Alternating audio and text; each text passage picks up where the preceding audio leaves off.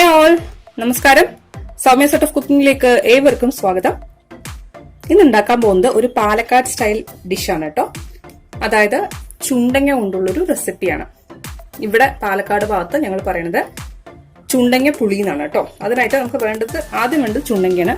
ഞാൻ ഏകദേശം ഇത്ര വരുന്ന രീതിയിൽ ചുണ്ടങ്ങ എടുത്തിട്ടുണ്ട്. കണ്ടോ, ഞാനിട്ട് ഒന്ന് കഴുകിയിട്ടുണ്ട്, എന്നിട്ട് വെള്ളത്തിലിട്ട് വെച്ചതാണ്. പക്ഷെ എന്നാലും ഇതിന്റെ മുകളിലത്തെ ഈ ഞെട്ടിയൊക്കെ ഉണ്ടല്ലോ, അതൊക്കെ ഇതിൽ കലങ്ങിയിരിക്കുന്ന നിങ്ങൾ കാണുന്നത് കേട്ടോ. ഇനി വെള്ളത്തിലിടേണ്ട കാര്യമൊന്നുമില്ല, പക്ഷെ എന്നാലും ഞെട്ടി വെച്ചിരിക്കണം കേട്ടോ. പിന്നെ അതിനെ മുറിച്ച ശേഷം കുറേ നേരം പുറത്തൊന്നും വെക്കരുത്. അങ്ങനെ ചെയ്തിട്ടുണ്ടെങ്കിൽ അത് കറക്കും.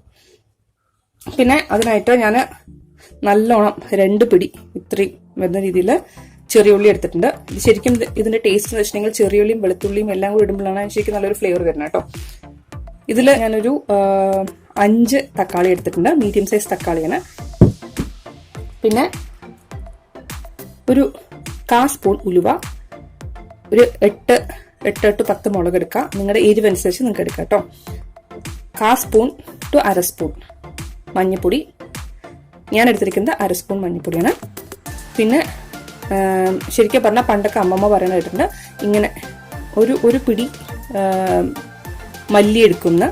ഞാനതിൽ ഏകദേശം 1 പിടി വരുന്ന രീതിയിലാണ് എടുത്തിരിക്കുന്നത്. ഒരു 3-3.5 ടേബിൾ സ്പൂൺ മല്ലി എടുത്തിട്ടുണ്ട് കേട്ടോ.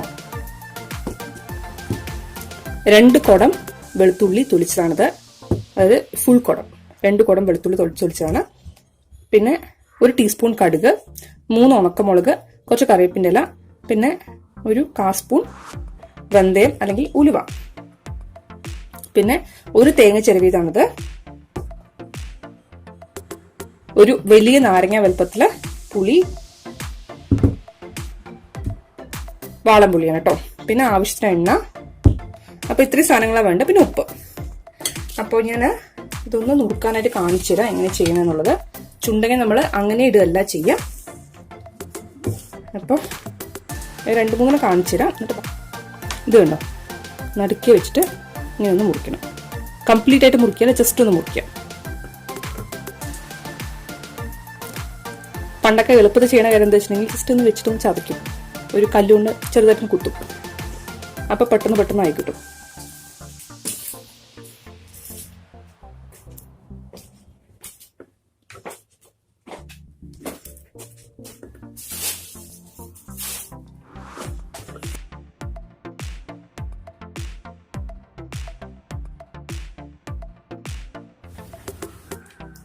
നമ്മളിങ്ങനെ നെടുക്കി മുറിക്കുന്നത് എന്തിനാന്ന് വെച്ചിട്ടുണ്ടെങ്കിൽ ഇതിനകത്തൊക്കെ മസാലയൊക്കെ പിടിക്കാൻ വേണ്ടിയിട്ടാണ്, പുളിയൊക്കെ പിടിക്കാൻ വേണ്ടിയിട്ടാണ് അങ്ങനെ ചെയ്യാം കേട്ടോ.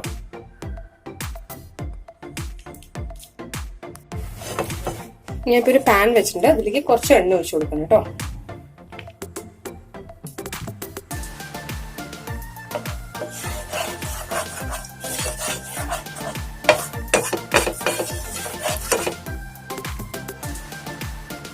ഞാൻ ഇതിലേക്ക് ഏകദേശം 2 സ്പൂൺ എണ്ണ ഒഴിച്ചു കൊടുത്തിട്ടുണ്ട്. ഇത്ര എണ്ണ വേണം, എന്നാലേ ശരിക്കും പറഞ്ഞിട്ടുണ്ടെങ്കിൽ ഈ കൂട്ടാൻ ടേസ്റ്റ് ഉണ്ടാവുള്ളൂ. ഇതിലേക്ക്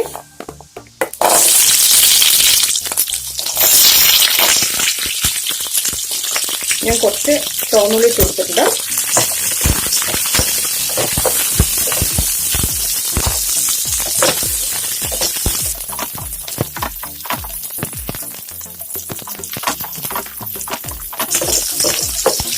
ഇത് ലേശം വതയി കഴിഞ്ഞിട്ടുണ്ടെങ്കിൽ നമുക്ക് ബാക്കിയുള്ള സാധനങ്ങൾക്ക് കൊടുക്കാം. ഇനി ഇതിലേക്ക് ഞാൻ മല്ലി ഇട്ട് കൊടുക്കാണ്.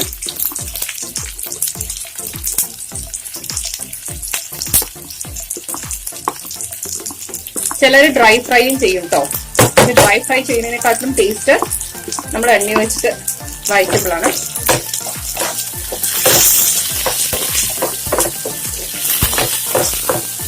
നമുക്കിപ്പോ തന്നെ നല്ലൊരു മണവും കിട്ടാൻ തുടങ്ങി.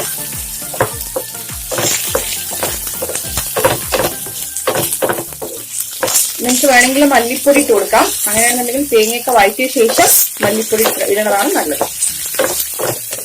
ഇത് റോ മല്ലി ആയതുകൊണ്ടാണ് ഞാൻ ആദ്യം തന്നെ ഇടുന്നത്.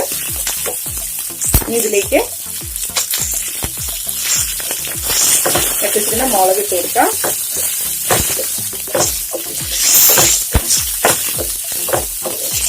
ഇതിലേക്കാണ് തേങ്ങ ചേർത്ത് കൊടുക്കണം. കൂടെ തന്നെ വെന്തയും ചേർത്ത് കൊടുക്കാം.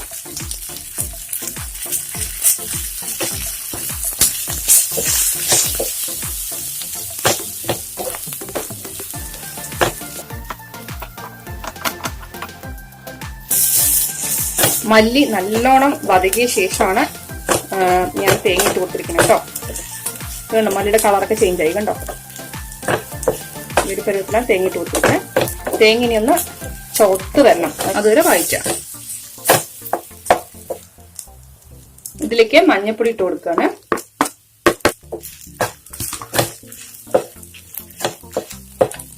മഞ്ഞപ്പൊടിയുടെ പച്ചമണക്കൊന്ന് മാറണമല്ലോ, അപ്പൊ അതൊന്ന് മാറി വരട്ടെ.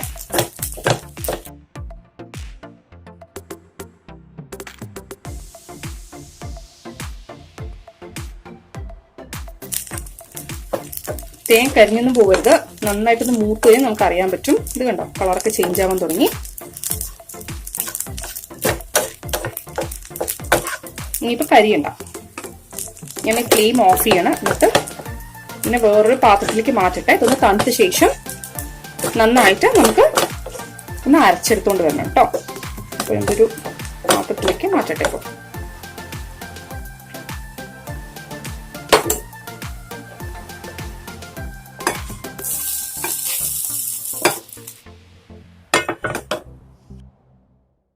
ഞാൻ ഇതൊരു പാത്രത്തിലേക്ക് മാറ്റിയിട്ടുണ്ട്. ഇനിയിപ്പോ ഇതൊന്ന് തണുത്ത ശേഷം ഞാൻ അരച്ചെടുത്തോണ്ട് വരാം. അപ്പൊ in the mean time gas ഒന്ന് കത്തിച്ചു കൊടുക്കാം. എന്നിട്ട് എണ്ണ ഒഴിക്കാം. ഒരു 2 സ്പൂൺ എണ്ണ ഒഴിച്ചോളൂ. അതിലേക്ക്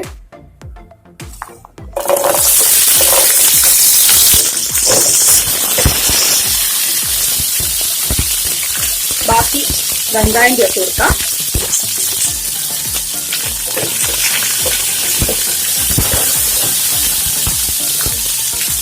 ഇതിലേക്ക് വെളുത്തുള്ളിയും ചേർത്ത് കൊടുക്കാം.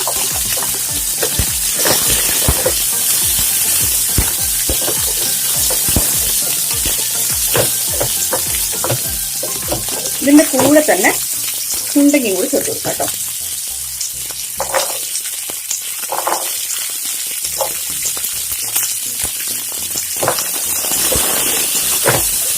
ഇനിയിപ്പോ നന്നായിട്ടൊന്ന് വഴഞ്ഞിട്ട് വരണം.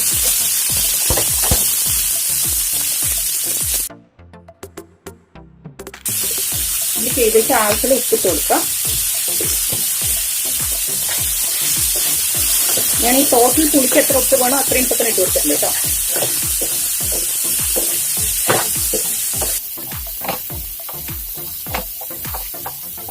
നമ്മൾക്ക് മുറിച്ചിടേണ്ട ആവശ്യമൊന്നുമില്ല, എങ്ങനെ ഇട്ടാൽ മതി. ഇപ്പൊ ഏകദേശം ഇതിന്റെ കളറൊക്കെ ചേഞ്ച് ആയില്ലേ. ഇനിയിപ്പോ തക്കാളി ചേർത്ത് കൊടുക്കാം.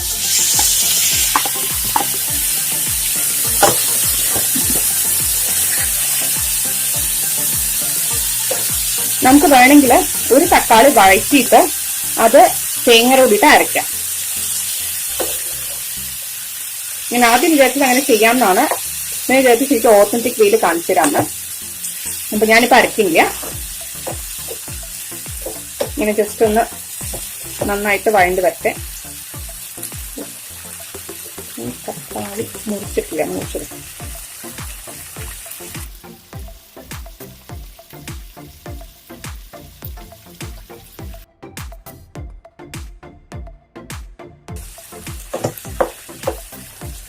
ഇതൊന്ന് നന്നായിട്ട് വഴണ്ട് വരട്ടെ. നമുക്കതൊരു വെയിറ്റ് ചെയ്യാം കേട്ടോ.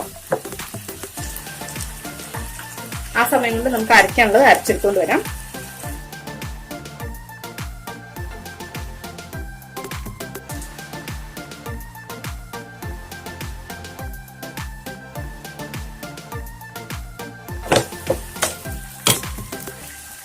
ഇനിയിപ്പോ ഇതിലേക്ക് വേണ്ട പുളി ഒഴിച്ചു കൊടുക്കാം നമുക്ക്. തക്കാളിക്ക് ഞാൻ ഇപ്പൊ നന്നായിട്ടൊന്ന് വഴറ്റി എടുത്തിട്ടുണ്ട്, അതായത് സ്മാഷായി വന്നിട്ടുണ്ട്. നമുക്ക് ഇതിൽ വെങ്കായം പക്ഷെ ഉടച്ചു കൊടുക്കരുത് കേട്ടോ, വെങ്കായം നമുക്ക് കടിക്കാൻ കിട്ടണം. അപ്പൊ ഈ ഒരു സ്റ്റേറ്റില് നമുക്ക് പുളിവെള്ളം ഒഴിച്ചു കൊടുക്കാം. 5 to 10 മിനിറ്റ് ആയി വഴണ്ട് വരാൻ വേണ്ടി വെച്ചിട്ട്. അപ്പോ ചുണ്ടയൊക്കെ ഈ സമയം കൊണ്ട് തന്നെ ഏകദേശം വെന്ത് കാണണം.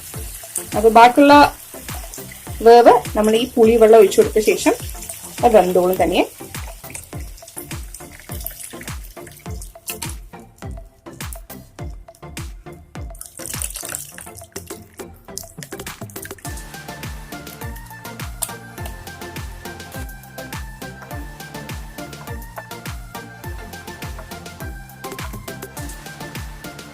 ഒരു 5-10 മിനിറ്റ് നന്നായിട്ടൊന്ന് തിളക്കട്ടെ.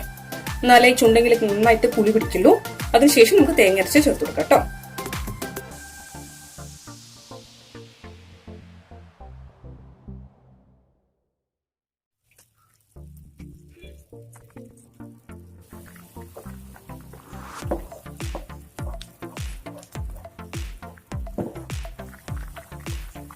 ഇപ്പൊ ഏകദേശം 5 മിനിറ്റായി വേവിക്കണം കേട്ടോ.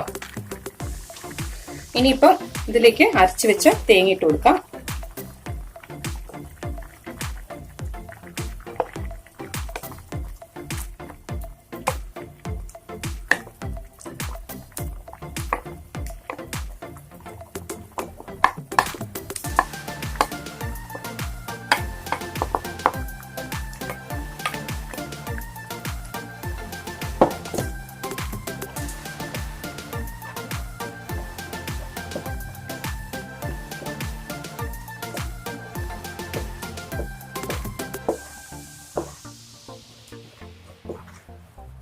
കണ്ടോ, ഇതാണ് ചുണ്ടങ്ങപ്പൊടി.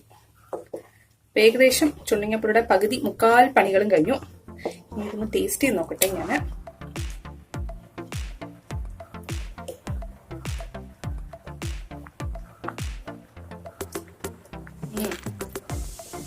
കുറച്ച് ഉപ്പിന്റെ കുറവുണ്ട്.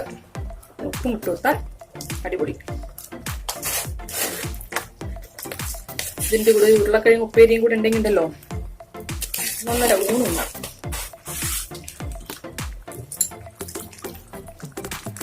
ഞാൻ പറയുമ്പോൾ വിചാരിക്കും ഞാൻ ബിൽഡപ്പ് കാണിക്കാന്ന്. അല്ല കേട്ടോ, നിങ്ങൾ എന്തായാലും ഉണ്ടാക്കി നോക്കണം. ഉണ്ടാക്കി നോക്കിയാൽ നിങ്ങൾക്ക് മനസ്സിലാവും ഞാൻ പറയുന്നത് വെറുതെയല്ല. ശരിക്കും ഒരു കിണ്ണമല്ല, നമ്മളൊരു ചട്ടി ചൂടുന്നു ഈ ഒരു പുളി ഉണ്ടെങ്കിൽ മതി.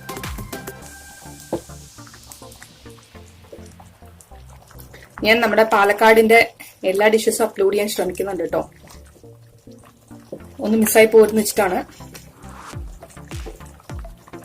അത് കഴിഞ്ഞ ശേഷം വേറെ കേരളത്തിൽ തന്നെ വേറെ സ്ഥലങ്ങളുടെയൊക്കെ റെസിപ്പീസ് ഞാൻ കാണിക്കുന്നതായിരിക്കും.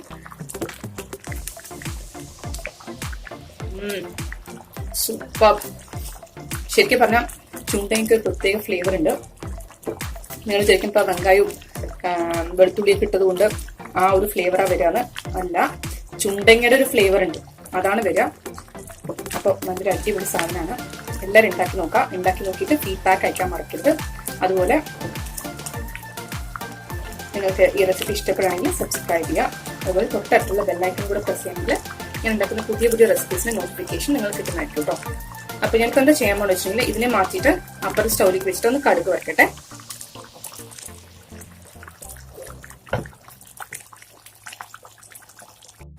ഞാനിപ്പോ വേറെ പാൻ വെച്ചിട്ടുണ്ട്.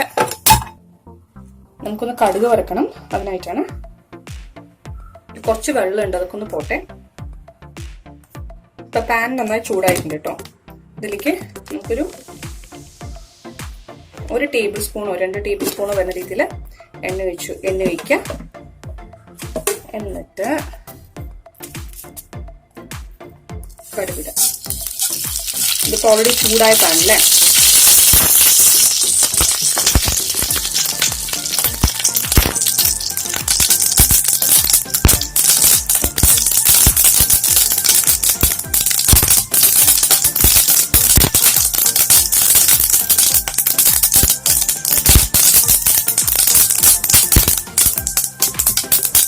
ഇതിലേക്ക് കറിവേപ്പില ഇടാം. എൻ്റെ ഒത്തിരി ഉണങ്ങിയ കറിവേപ്പിലയാണ്.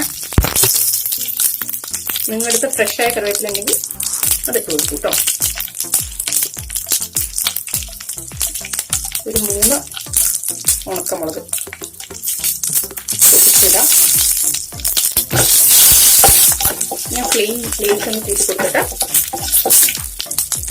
ഇത് ഞാനൊരു 3-4 ചെറിയ ഉള്ളിയും 3-4 വെളുത്തുള്ളിയും കൂടെ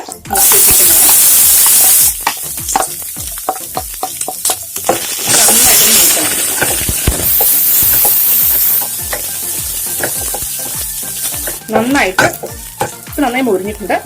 നമുക്കിതിനെ കൂട്ടാണ്ടിലേക്ക് ഇട്ട് കൊടുക്കാം കേട്ടോ.